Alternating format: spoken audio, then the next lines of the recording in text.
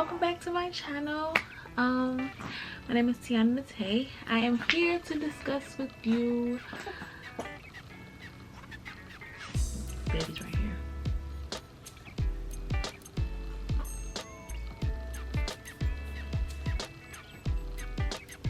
Mom life. Mom. My shirt says Mama Boys. But anywho, I'm here to discuss postpartum and the real things that happens during postpartum.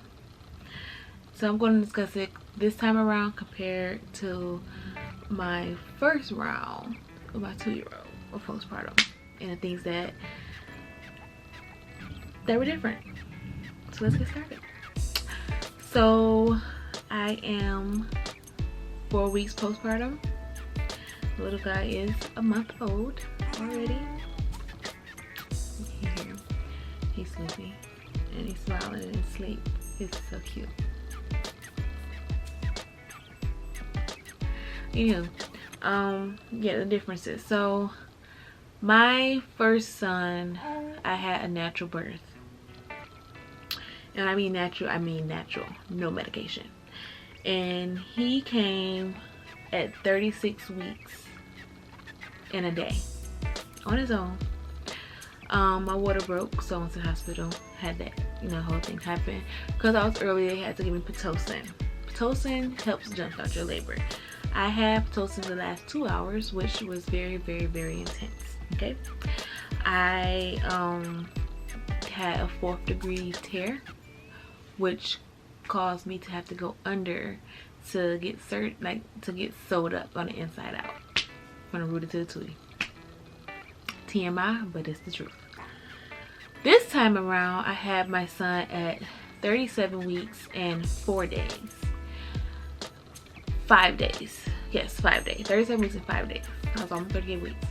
And I had him early still, but this was a scheduled C-section.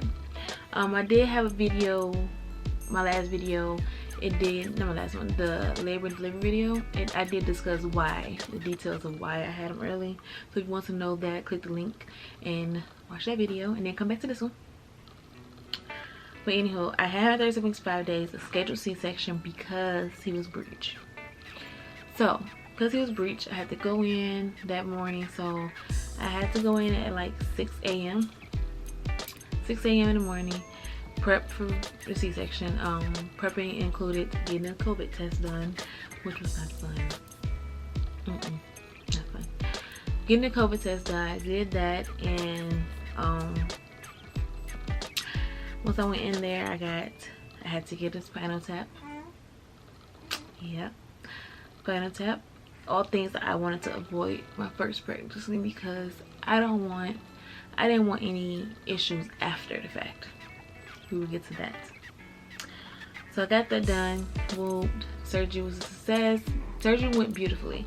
No hiccups, nothing. They even did an extra things I wanted them to do, and they did it, and everything was no problem. So postpartum.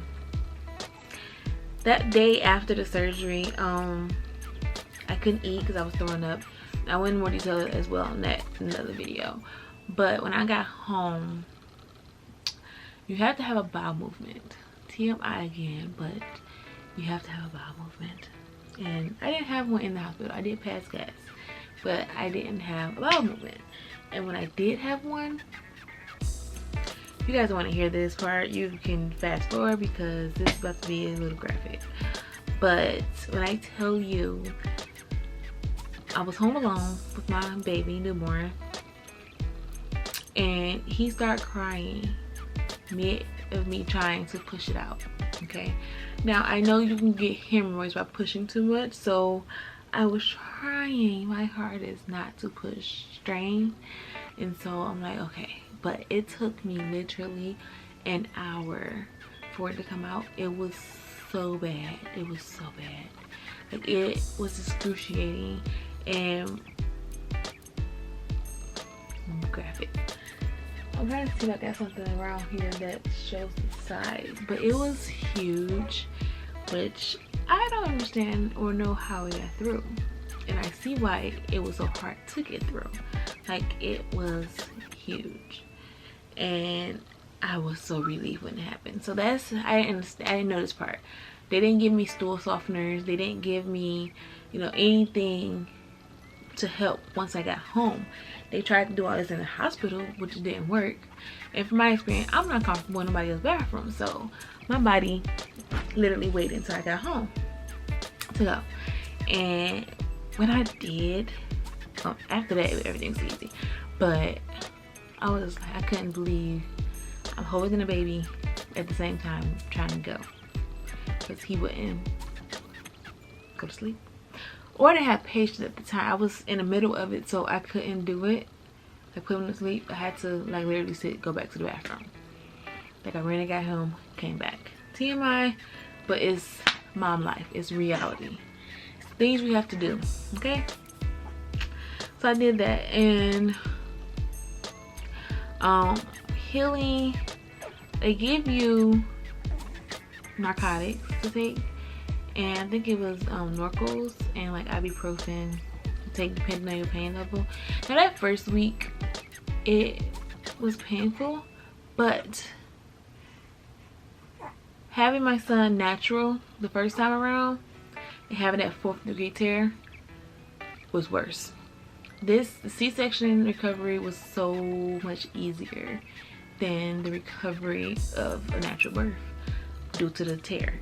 I'm sure if I didn't tear, it would have been a breeze, but because I tore, it made it worse. It made it hard. Like it was so hard to do anything. Like it felt like me getting up felt like weights on my body, my butt.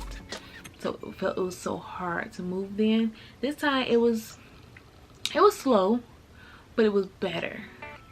And it's like I never would have thought that a C-section, me having a whole surgery, would be better than, you know, my first time around having a natural. But because of the tear, again, it was worse. So that happened. I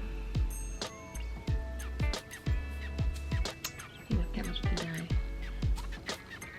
But yeah, so I did all that. Recovery is still going well. I am still going through postpartum. My son sleeps every 2 to 3 hours. He eats every 2 to 3 hours. He's doing great. I'm healing great. I can't wait to start back working out. I'm going to document my journey. I'm excited. I'm already down pre-pregnancy weight, so that's exciting. Of course, I got the fupa because of the surgery. It's still not healed all the way down there, but the cut looks very, very nice. I will show you guys when I get comfortable, but not right now. So yeah, that is all I have for this video. If you guys have any questions, please leave them below and I will get back to you as soon as I can.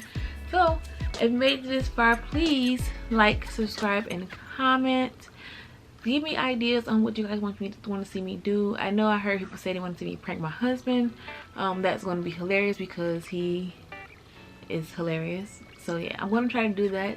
I will get them out there to you. I'm going to start being more consistent. I am home with the kids, so I'm going to try to do as much as I can when I can. And yeah, I will see you guys in the next video. Peace.